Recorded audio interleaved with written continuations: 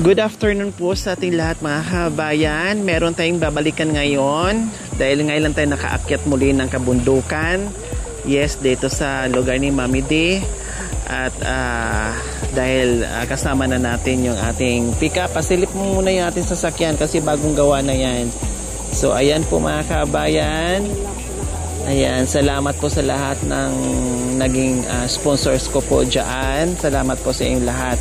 No, binanggit ko po doon lahat sa aking live, lahat ng nagbigay, lahat ng nagmahal. Thank you so much. Yes, nandito tayo muli Mami D kasi kung naalala niyo po mga kabayan, yung ating malikhain na kababayan na Aitas, ating kapatid na Aitas po mga kabayan na gumagawa ng basong bao, no, basong kawayan, alkansyang kawayan, lahat-lahat. Napakaganda, napakalikot ng kanyang kamay gumawa ng magagandang baso at alkansya.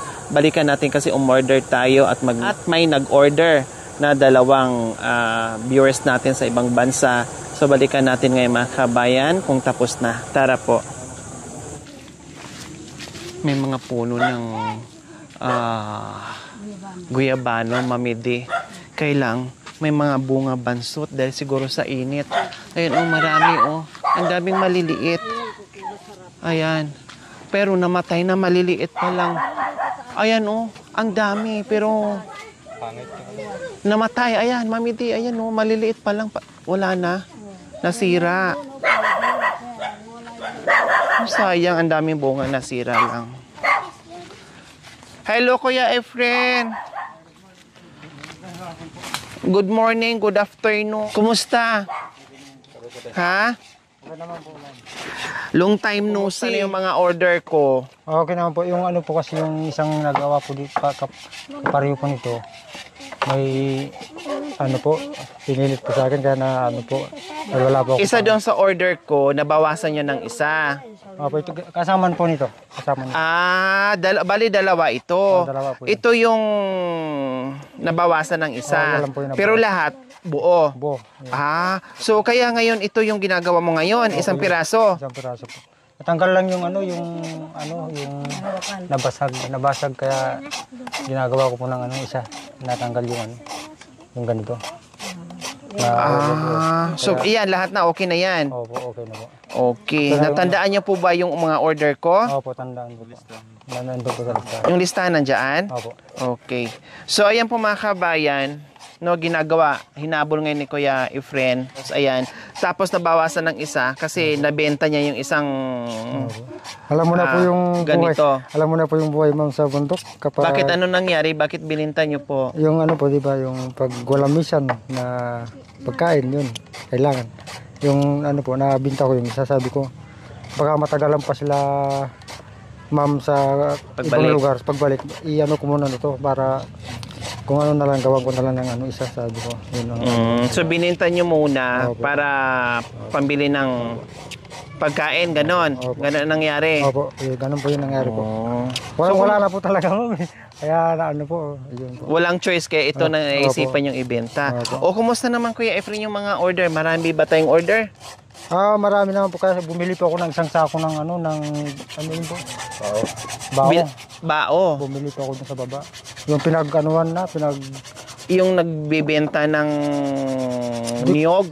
Hindi ko naman po akalain na ibibenta nila sa akin. Tinanong ko lang, pwedeng hingiin yung yun ng niyog. Tama. Yung sa mga gilingan ng niyog. Binibenta pala yun. Akala ko tinatapon na po yun. Yun nga, hindi ko naman sinabi yung pwedeng gawin. Yung sinabi ko lang po, pwede kong hingiin yung kung itatapon nyo na po. Ay sabi nila, binibenta yan, sabi nila. Tinanong ko naman po, magkano? 200. Sabi. 200 isang sako? Opo, 200 po. Ay, may mga reject na rin yung iba. Sabi ko, sige, pwede na. At least pag may gagawin akong iba. Sa baba. Kasi siyempre, kung iasa mo lang sa pamulot, iilan-ilan lang yung mapulot mo, siyempre, mauubos din sa katagalan. Pero doon sa gilingan ng pag may bumibili ng niyog, marami talaga doon kasi araw-araw may bumibili. Ngayon, hindi pala libre. Or hindi pala hinihingi, binabayaran. Binayaran din po. Oh, bumili. Sa baba. Ay, Kala ano to? Pang ano ko po ba yan? Ay, bakit tinapon ko lang yung alam? Hindi naman po. Talagang sinadya mo? Hindi naman po natapon na ano naman po. Abuti na isipan ko ganyan lang, no? Gagamitin pala yan. Opo. Ah, sorry. Ito, pang ano yan. Ito. Ah, so ito yon. Ito yun, Kuya Efren?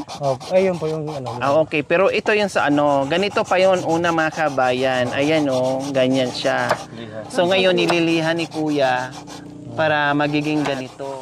Ayan po kay Ma'am Kat. Ayan, ang ganda ng design. Oh, may maganda na lalo. Nilagyan mo pala ng ano, varnish. So, ayan. Oh, ayan. Kat, Laya. Oh, si Efren de la Cruz. Ang ganda ng alibangbang butterfly. Oh, souvenir. Oh, walang laman. lalaman na lang ni Ma'am. So ayan, tapos di ko kabisado kung kanino mamaya titinan ko sa listahan. Ay ito pala. Ayun sa listahan niyo po. Dito po. Ayan yung order ni Ma'am Katlaya ay 5 baso na bao. Isang design lang. Oh, nasaan na 'yon? Tapos 5 baso na bao din. Kawain yung 5? Ay hindi, 5 baso bao, isang design. Tapos 5 baso bao din na ibang design din.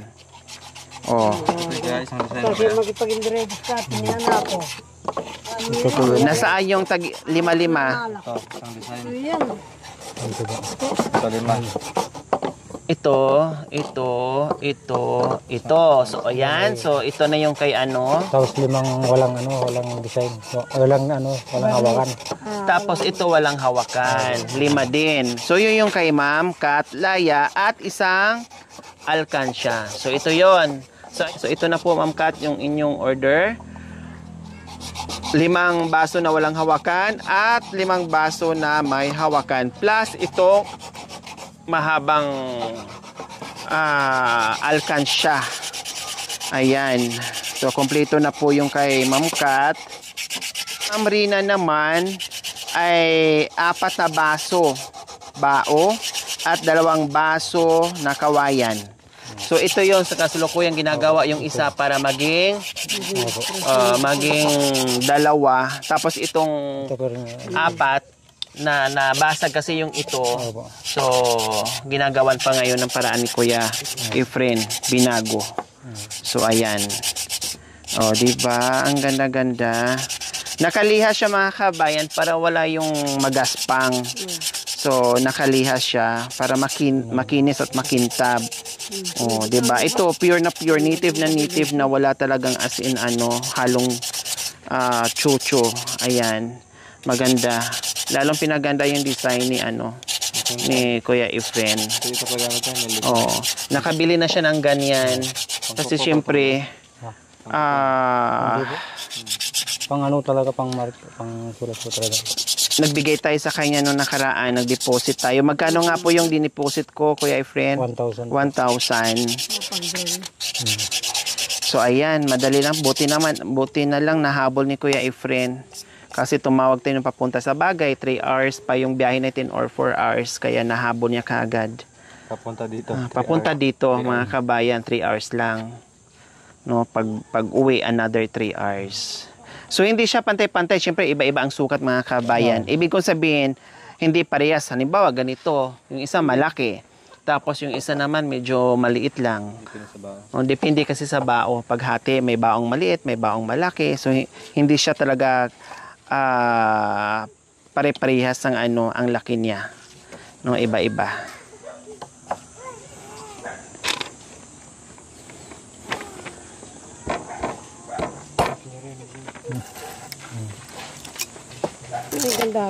Ganyan kabusisi. Ganyan po kabusisi mga kabayan gumawa ng baso. Mabusisi po mga kabayan. Kaya po, di po ako nakagawa ng, ano po, di ko po nadagdagan yan kasi po, ano po ako dun sa TISDA po. Nagtrabaho po kami dun sa TISDA. Anong ginagawa yung sa TISDA, kuya? Sa farm po din po, nagtitraining din po kami sa pagtatanim. Nag-aaral kayo? Opo, nag-aaral po kami sa TISDA. Ah, Kaya nung tumawag po si Kuya kanina, nasa ano po kami kanina, dun sa taas. Matalam yung sa agriculture. TISDA, nag-aaral pala si kuya. O, di ba ang busy ni kuya pero talagang nasingit niya yung pag-aaral sa TISDA, agriculture, para lalong madagdagan yung kaalaman niya sa pagtatanim ng mga iba't ibang root crops. Kaya naging super busy ni Kuya Efren.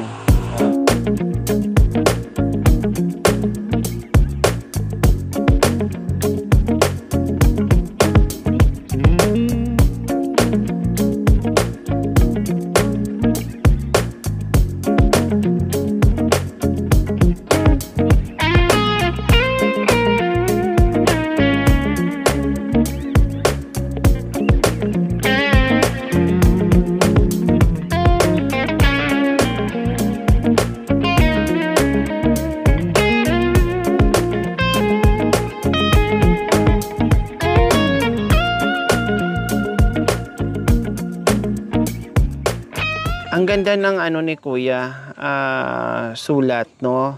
Magaling talaga yung kanyang kamay. Tapos ito naman po mga kabayan, na-correct na rin natin. Kaya napansin nyo parang merong bura, no? Na-correct na natin yung souvenir ni Kuya, no? So ayan, okay na. Then nilagyan niya ng varnish. So ayan, konti na lang mga kabayan, matatapos na. Yan, kasi ang daming akala mo ay yung isang ganito napakadali lang gawin, napakasimple lang, no? Pero mabusisi siya. Ang ganda, pwedeng pang wine. Oh. Ang ganda. Ayun, oh.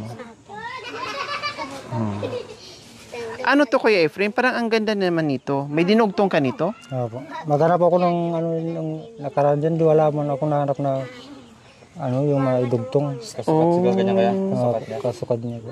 Hirap putulin nila. Kalipis. Oo, yun nga lang. Yung kasukat nga, mahirap, no? Opo. Ang cute, to. Kaya lang wala pang hawak. Pang wine. Hirap man. May hawakan, mamidi, mayroong wala. Katulad nito mga kabayan, no? Ayan, parang ang ganda niya, no? Ang ganda-ganda niya. Yung pagkayari. Ito naman, tabi-tabingi. Ayan, hindi ibig kong sabihin, hindi katulad nito, na bilog na bilog. Kasi magkaiba nga po ang sukat ng mga bao na nabibili niya o napupulot niya dyan. Kaya yung laki at saka yung buka ng bibig niya ay hindi pantay-pantay, hindi pare-parehas. Magkakaiba ang sizes nila. Kumbaga may small, large, small, medium, large, XL. Parang ganun ang nangyayari. Then, pagkatapos maidikit, parang budburan nila ng ganito. Yung mga nag-grind, ito. Ayan, ito po mga kabayan, oh. Ayan. Ayan, budburan nila ng ganyan. Galing din sa kanya. Opo.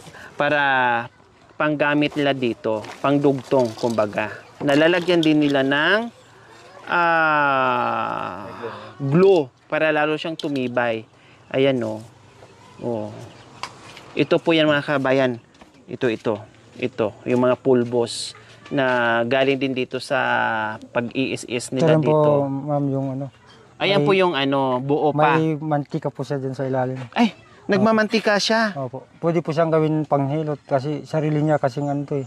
Pure. Sarili niya siyang langis. May O sarili kaya pala may nakita ko kanina parang kinukuha ng mga bata na Opo. Yung tulad po yung ginagawang langis po.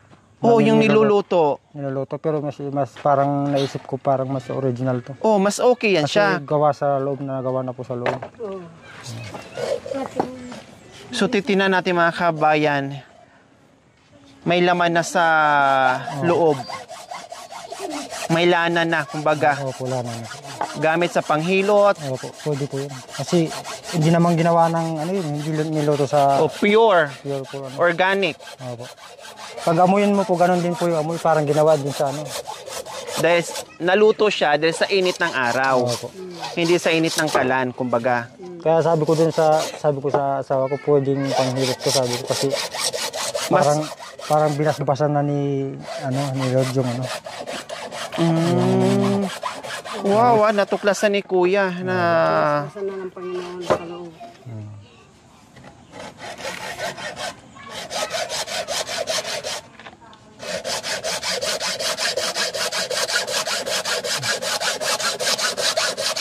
Tapos ang hirap mga kabayan pag lagari ng ganyan, oh. Oh, kasi kung hindi ka marunong mabibitak yan o mababasag.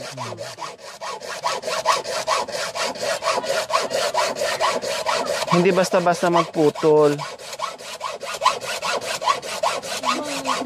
O maglagari ng ganyan.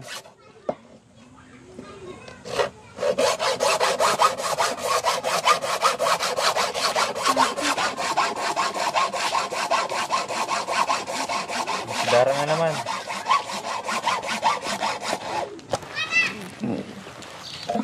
Kailangan marunong ka para pumantay, no? Dahil kung hindi, tabingi. Tsaka matigas din pala, ano? Yung ginagamit ng mga kabayan, lagari ng bakal po yan. Matigas pala. Wala ko ano ng baon ng nato yung nyug. Wala yung ano, mantigan niya. Hindi naman siya. Nawala yung ano niya. Wala naman. Yung may, kanina po nung ko siya, may mantika. Ayun, nagmamantika, oh. Ayan, oh. Mabaho, no? Hindi naman po. May parang siyang amoy po. Kaya pala yung iba, parang lutong-luto. Iba yung kulay niya kasi yung lana nandiyan na din. Na kasi ng araw.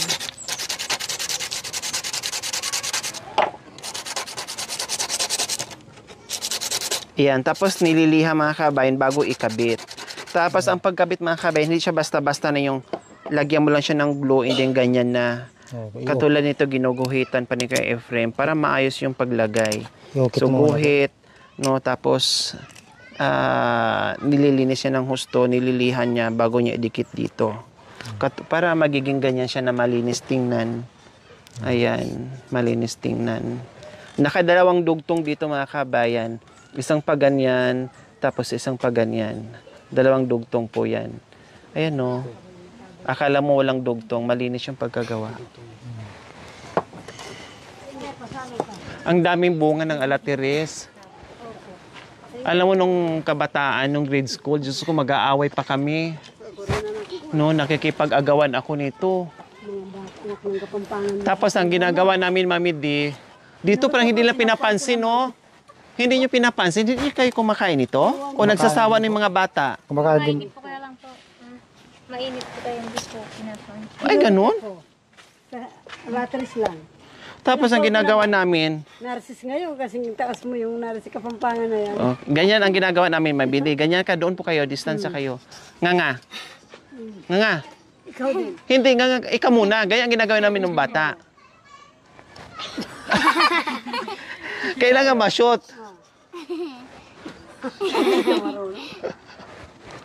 Wala, ganunin mo rin, lakihan mo.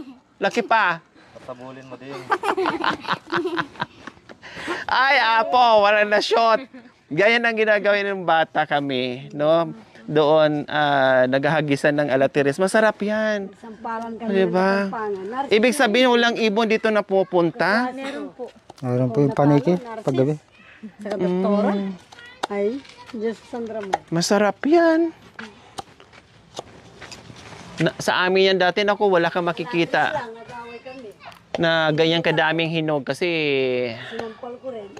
talagang hindi namin titigilan hanggat may hinog. Ayun yung paniki, oh. Kahit maaga pa. Napakalakit paniki. So ayan mga kabayan, inuukit ha. Inuukit pa ni Kuya Efren bago niya ilagay yung... So ayan po mga kabayan, habang ginagawa ni Kuya Efren, may puntahan lang din ako dyan. Diretso ako sa bahay ni Mami D. Kasi medyo matagal pa to dahil ang gagawin niya ito, tapos ayan, no. Punta muna ako doon.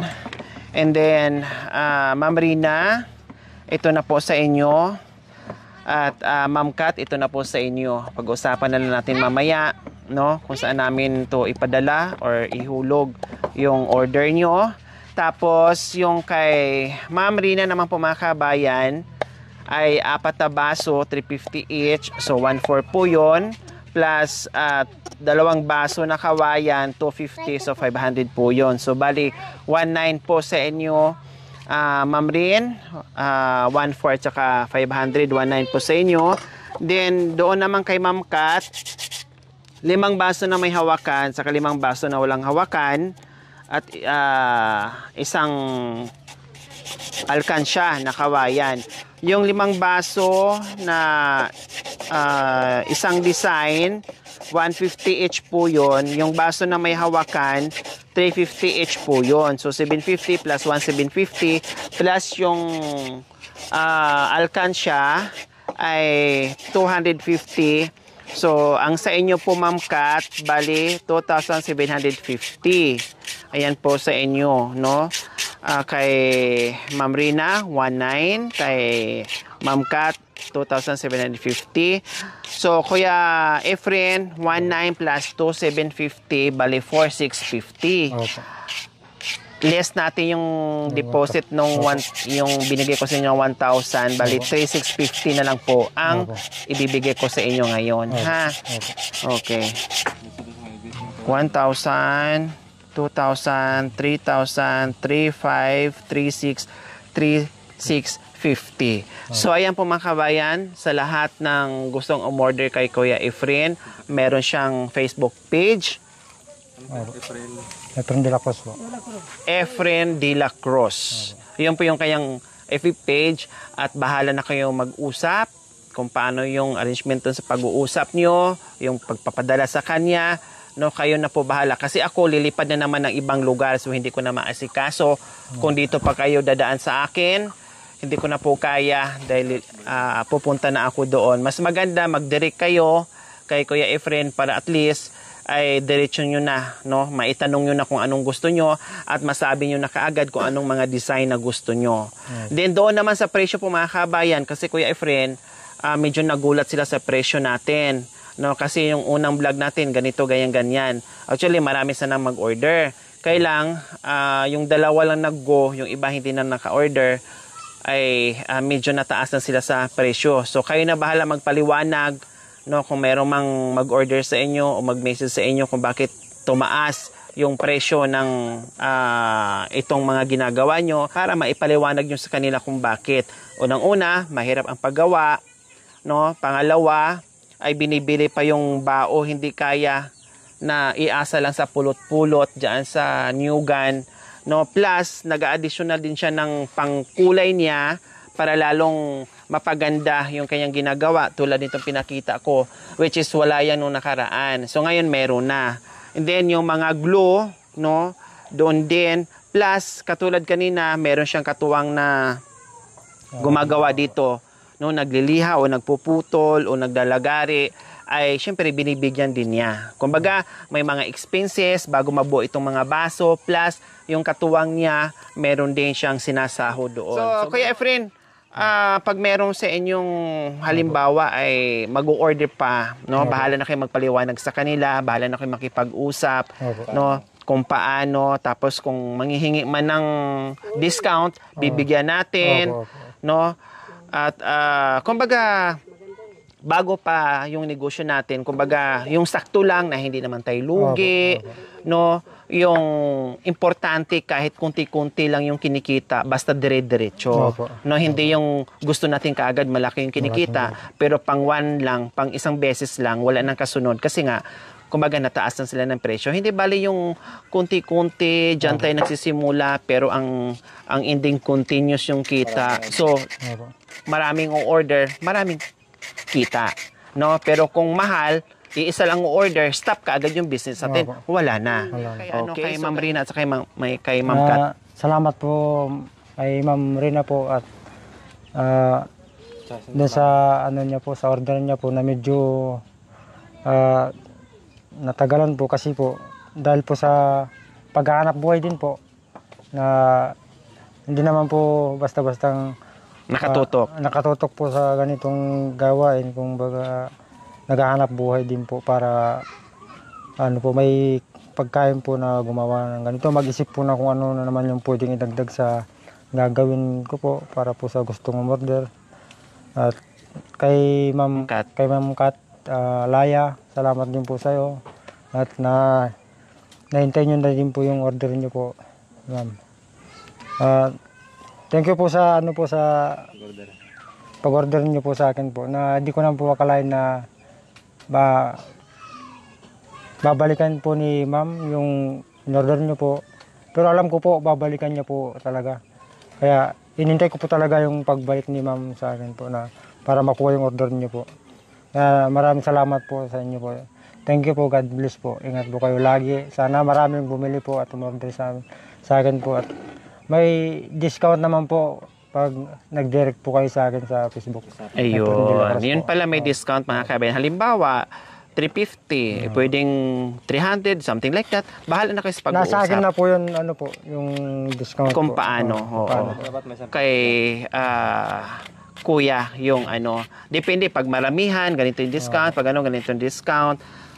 Kaya advice ko sa inyo kuya ay pag nag-start na ng negosyo, kahit sa anong larangan sa pagninegosyo, kailangan magkontento muna tayo doon sa kunti-kunti na kinikita. Then habang tumatagal, palaki ng palaki yan. Kasi parami din yung mga customer mo. Ha? Okay. So ayan po mga kabayan, maraming salamat po muli kay Ma'am Rina and kay Ma'am Kat sa pagbili nyo. Siyempre malaking tulong po yan para sa pamilya ni Kuya Efren, pambili niya ng pagkain. Ay, bigas ka! Ano ba? Tugula. Akala ko naputo na yung paa ko. Ay, lumipad yung espiritu ko. May phobia pa ako o mayroon pa akong trauma kuya sa disgrasya ng sasakyan ko. Dinagdagan mo naman yung trauma ko. Magulatin ako lalo ngayon mga kabayan. Nadagdagan yung pagiging magulatin ko. Ay, Diyos ko. Konting ano lang, nagugulat na kaagad ako. Okay, so ayan, maraming salamat po Ma'am Rina and Ma'am Kat sa inyong pag-order. And order kayo mga kabayan, no, kahit padala-dalawa lang, pa isa-isa lang, pag marami, malaking bagay din para sa pamilya ni Kuya Efren. Okay, so ayan mga kabayan, nabigyan na natin yung ating bayad at to follow na lang yung ito, ihahatid mamaya ni Kuya Efren kasi pupunta pa tayo doon sa unahan at silipin lang namin yung bahay ni Mami D. Okay, ayos Kuya Efren? Okay lang. Okay, sige. Thank you Kuya Efren. Bakit? Mic nga to eh. Ganito. Ang baho naman ng mic. Ang mensahe ko po ay sana po mabili.